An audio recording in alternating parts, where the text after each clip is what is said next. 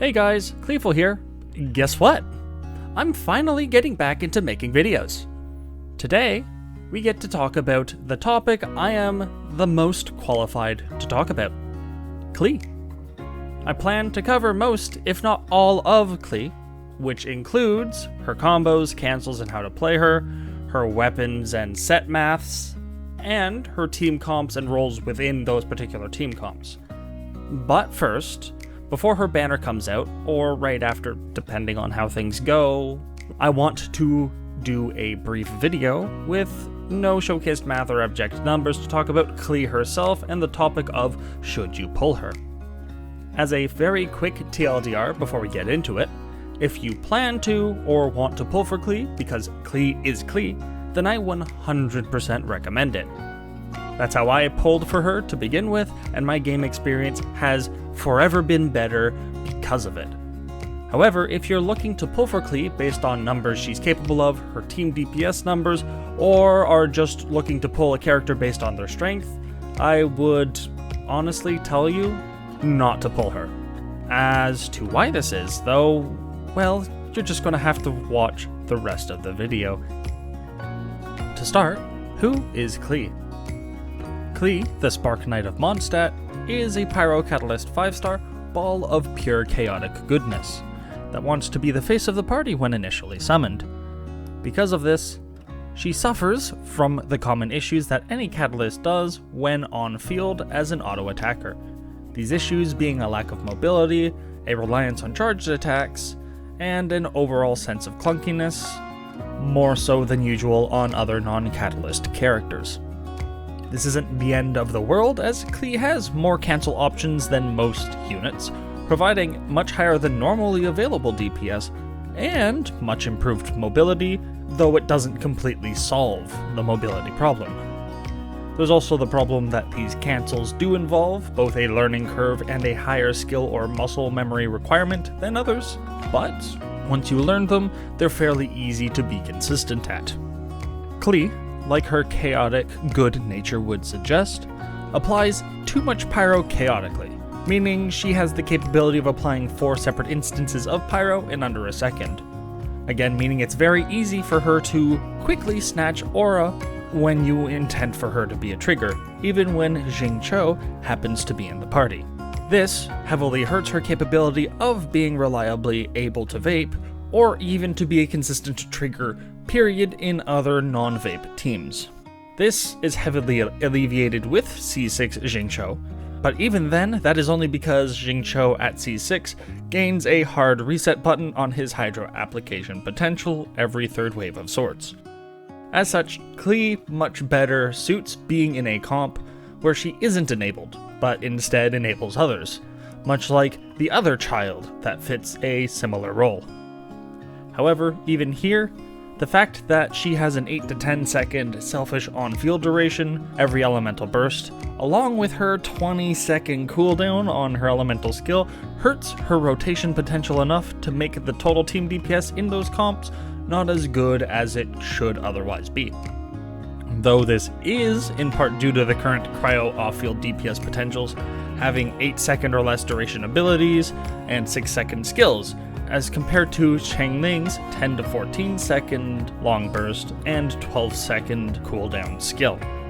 Normally, this would not be much of a problem. Many units have launched with less than full capacity being possible, only for them to still be stellar units very much worth the pull, with examples such as Ganyu and Eula. Unfortunately, however, this is not the case for Klee, and this is due to the steep competition over the Type A pivot on-screen pyro attacker role.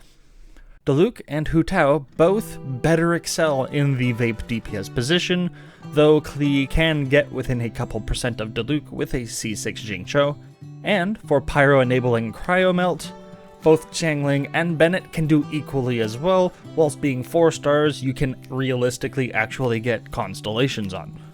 Though to be fair, a Klee Xiangling Kaya Rosaria Cryo Melt team is quite possibly the best Cryo Melt team in DPS if you cannot bring a Bennett due to either not having him or having him be taken up by another team. Let's not even mention Yanfei, whomst is about as close to Klee as Ganyu is to Amber. Klee is still better than her technically, but that's entirely due to being a 5-star with 5-star stats, and Yanfei does still have the range advantage on autos and charged attacks over Klee, so there is some nuance there beyond just better stats. However, currently my math is pointing me to the fact that at C0, amongst the 3 main pyro DPS characters being Klee, Diluc, and Hu Tao, Klee has the highest on-screen damage potential. This is, of course, before reactions or other team buff modifiers. As such, Klee does have one place where she performs best, and that is on a mono pyro team. But I'll explain more about that in the team's video I produce later on. Now, don't get me wrong. Unlike some other people, so Jeff, I'm not calling Klee crap or trash. There are a bunch of other gacha games in existence where crap or trash units do exist, where they're completely unusable and you would be better off just not running anyone in that slot over using them. I'm just saying instead that Klee is very, very commonly overshadowed. Because in most team comps, at least with how the math for team DPS is currently shaping up to be, most team comps where you would run a Klee, there is probably a better variation of that team comp that has a different layout that does not include her. Which is honestly sad, considering she's such a bundle of joyful goodness. It is really a shame. It really is a shame. But, to reiterate my earlier conclusion in a bit more detail, Klee is a very usable unit, being very capable of holding her own on the battlefield. However, she is very much let down by her intended playstyle that really hurts her within the current meta, with the current cast of units not doing much to build her a unique team for her that she excels best at, while also being not wholly inferior to other alternatives that do not include her. As such, she is a unit more than worth pulling for if you want to pull her, because Klee is Klee. And with her, you will forever be Kleeful. But for those of you out there looking to pull a unit based on their capability, unit strength, and or utility, unless you are aiming to get C2 at the minimum, she's not one I can wholeheartedly recommend just solely on the numbers or utility she brings. Now, there may be some potential exceptions to what I have previously stated. Cryo Melt team with Changling and Klee as the pyro enablers, or Ganyu with Klee as a pyro enabler are potential options, but I have not run math on these yet, so I cannot confirm whether or not that is indeed the case.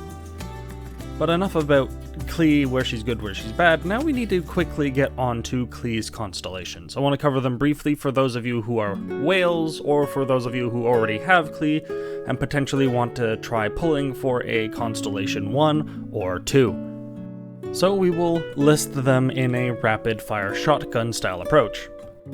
Constellation 1 applies a chance to execute an extra attack, which makes her DPS grow in Mono Pyro and Cryo Melt teams. However, the moment you try to Pyro Vape or Pyro Melt, it provides more headaches than it is worth, though C6 Xingqiu does fix majority of the issues on the Pyro Vape side. C2 is the best defense break in the game, averaging approximately 13% team DPS increase during the defense uptime, and it has a very high uptime on that defense break due to the mines also applying it. Very, very solid constellation. Constellation 3, as always, buffs her elemental skill damage. It's good, it does what it does. It's going to be like an 18 to 21% DPS increase, depending on whether your talent level 6 to 10. Constellation 4 is probably her best constellation, where it allows her to swap out of her ultimate and not be selfish. Very, very, very good. I personally have pulled for it myself, and am greatly enjoying having it. Constellation 5 buffs her ultimate damage, same as Constellation 3, very, very good, 18 to 21% DPS increase. Constellation 6 is better than people think when you pair it along with her A4 talent.